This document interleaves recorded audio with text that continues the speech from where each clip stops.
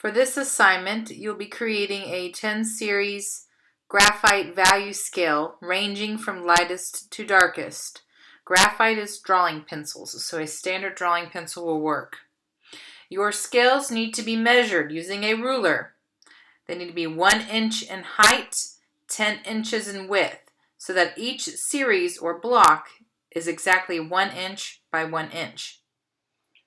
Before we get started with today's assignment, I wanted to introduce drawing pencils to you. This is something we would have learned about in class. You do not have to have them to do this assignment. I just wanted to give you a little bit of briefing about them. So what I'm going to be using today are Prismacolor, and this is a artist quality, a professional quality of pencil. We would have used a student quality, so it would have been just a little bit lower. It would be like using Crayola crayons or using Rose Art crayons if you've used either one of those. Rose Art would be the lower quality versus Crayola. So if you have drawing pencils at home, you will notice that they don't have an eraser. The reason for this is because we do a lot of drawing in class, or not class, but in art, and some of you have no eraser at all on your pencil because of so much erasing. And that looks quite ugly. And nobody wants to have a pack of drawing pencils with no erasers on them. So they've just developed them or designed them to not have an eraser. And you would have that as a whole separate thing. Now, if you do have some of these at home, I encourage you to use them. But again, they're not required. And when you look at these pencils, you'll notice that they have a number, or at least they have a letter on them. And this one is a 4H.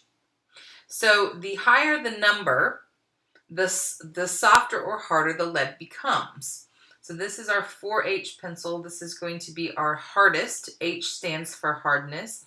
And it's going to be a very light, very rough, not very, exciting lead to work with.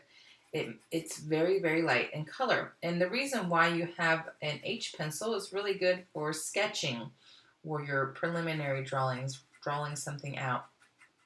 It's very easy to erase. It doesn't smudge at all, or it does, but you have to put a lot of pressure into it. So this is a really good pencil when you're first starting out with your drawing. We're going to go up the scale a little bit and move on to a 2H.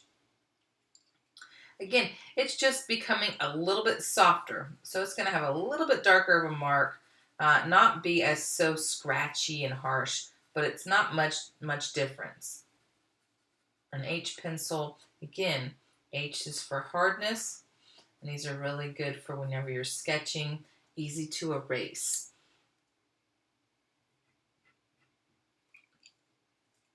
Then you have your middle grade pencil.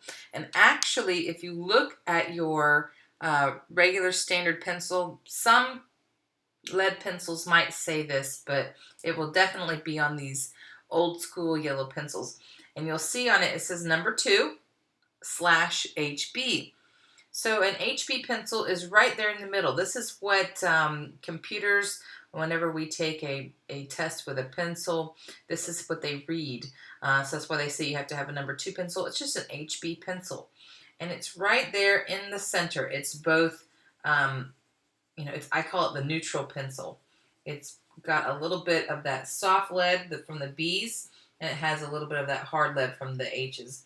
It is right dab smack in the middle. So HB. Now let's move to the B side. B stands for boldness. This is a much softer lead. It is makes a much darker mark. It's more comfortable. I really enjoy B pencils. These are great for when you are shading, when you're trying to add darker values. They smudge easier. So whenever you're trying to move that lead around on your paper. But they are a little bit harder to erase. So this is a 2B. 2B.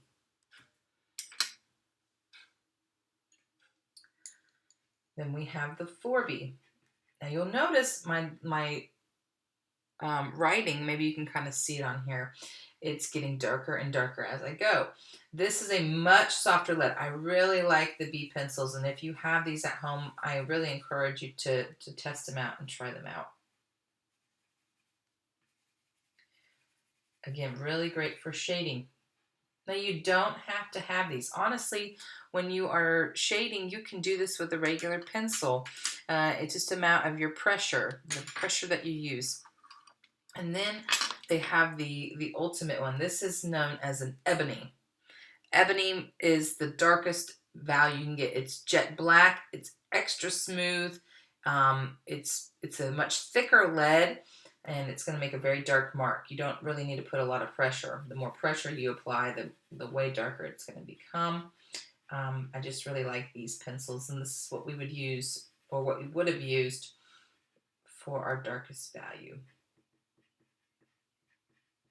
And you can get these. You can buy these pencils individually at a craft store, or you can buy them in packs. And that's what I've done. I bought a Prismacolor pack. If you ever go to Michael's or Hobby Lobby, go buy you some and get you a coupon before you do it. You can get it for half the price.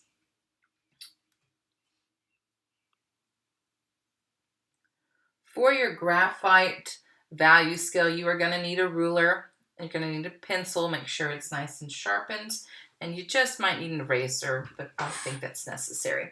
So for our value scale, we're going to create a 1 inch in height by 10 inches in width. So we want to use the inch side of our ruler.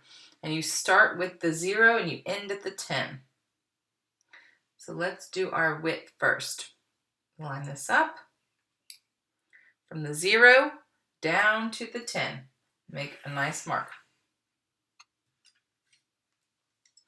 Now we want to add our height to this. So anywhere between two set of numbers is an inch. It doesn't have to start at the 0. Again, you all know I like to start somewhere in the middle of the ruler. So I'm using the 3 marked where my line is, and I'm going to draw up to the 2, or down actually, from the 2 to the 3. I'm going to match this on the other side. Again, it doesn't matter what set of numbers. So for this one, I am using the 5 and the 4. I'm drawing down. Make sure you are using the inch. Don't start with the centimeter side. The centimeter side goes all the way up to 30. You want the side that goes from 0 to 12. And then all we got to do, we don't even need the ruler part for this part, or the measurement part. Just going to line this up and draw across. Now we want each of these blocks, we're going to have 10 blocks total, and we want them to be an inch in width. So line that back up. You can start at the 0 if you want to, if it makes you feel better. Start at the 0 and make a tick mark wherever a number is. So if we're starting on 0 on the left-hand side, there's the 1. I'm going to make a little tick mark. Move on to the 2, 3, 4, 5, 6, 7, 8, 9, and this last one is our 10. And with those, you're going to take your ruler, lay it up vertically, and continue that line inside the space.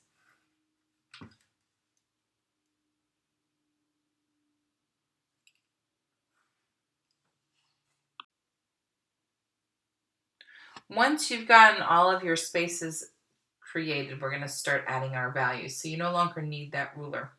Now for me personally, I like to start from the right-hand side and work my way down to the left-hand side. It's easier for me personally. I like to add my darkest value, and it's easier for me to lighten things up as I go. You don't have to work that way. But this is going to be your darkest value. This is going to be your lightest value. And this one right here is going to be your middle grade value. Now, if you have those drawing pencils, feel free to use them. You would be using H's in this space. This would be more of an HB, and then you'd be working your way up in the B's over here. You don't have to have that. Just by varying your pressure with your pencil. So here we would add a lot more layer with our pencil and put a lot more pressure versus down here. So I like to work from right to left. I'm also left-handed, so it makes it a lot easier for me. And I want to see you taking your time filling the space. I want to see you stay inside that space as best as you can, filling that space. I don't want to see anything going outside of the lines. So sometimes for me, it's easier to move my pencil around or move my paper around. And here, I've already gone outside the line. You're going to clean that stuff up if you go outside the line. If you notice, I'm working in different directions. I'm working directionally. So I started at a diagonal, then I went vertically from right to left. Now I'm working horizontally. And I really haven't applied much pressure. I'm going back and forth, and now I'm going to start adding in a lot of pressure into this.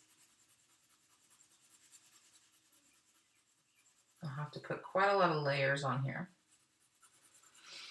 I'm going to try to get it as dark as I can. I can always get it darker. I'm not really putting a lot of pressure right now.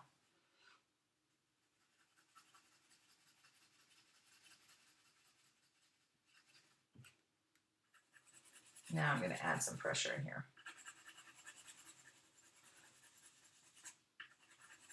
You can hear it. You can work in small circular motions. I'm going to clean some things up. And right now I feel pretty confident in that, so I'm going to go on to my next section or my next space. So again, I'm doing the same thing I just did. I'm working directionally.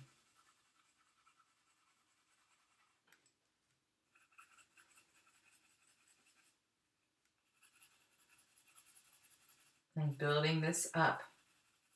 I don't want it to be as dark.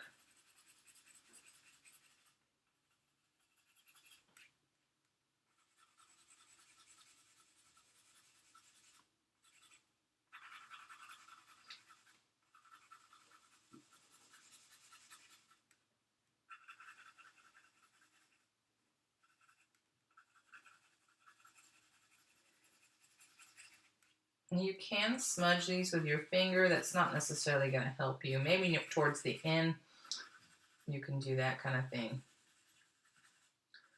I'm not really putting any pressure on this right now. I'm just kind of layering my value. And I know I can go a lot darker. So now I'm going to put some pressure in here.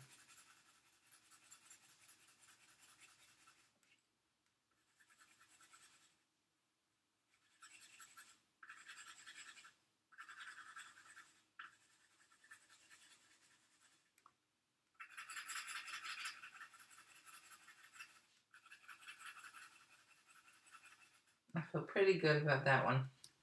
I might want to go back in and darken things up a little bit. But again, it's always easier to add more. It's kind of harder to take away from this. So I'm going to move on to my next one.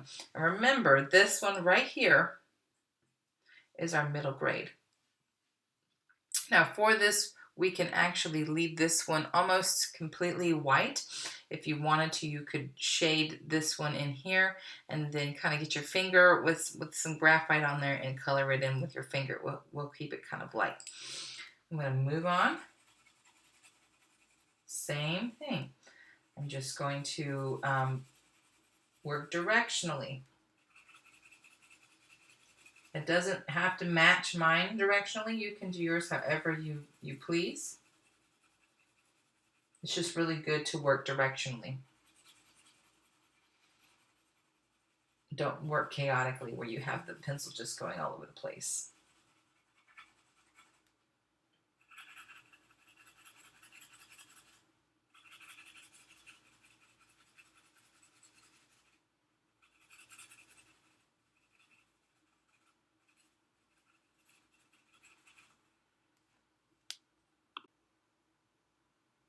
I paused the video and kind of worked on my value scale a little bit to not make the video so long.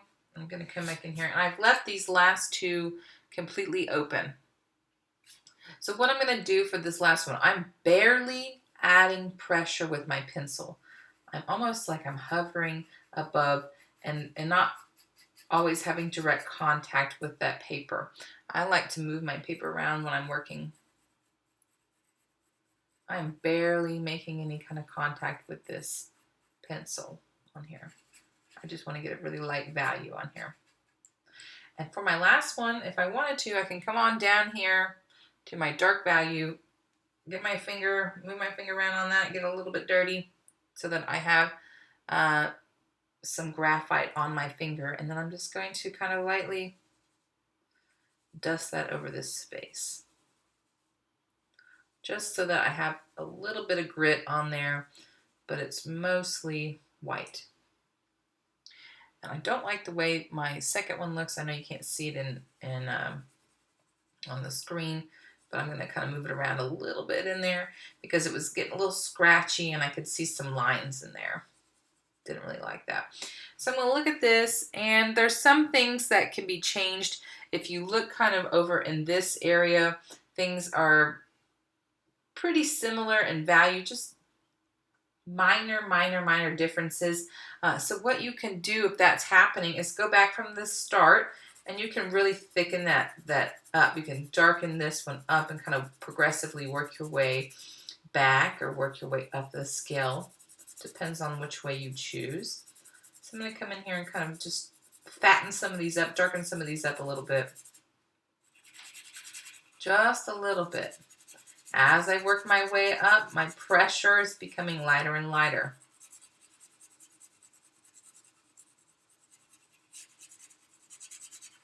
And you can cross over in these lines. You don't have to just work in one space, and I tend to do that too. I'm just adding a little bit more pressure.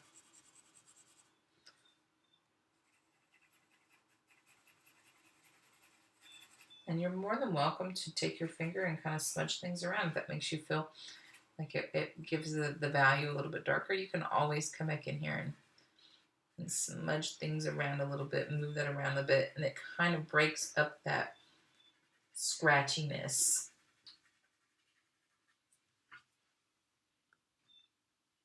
And there we go. There's a value scale ranging from lightest to darkest, and it's a 10 series.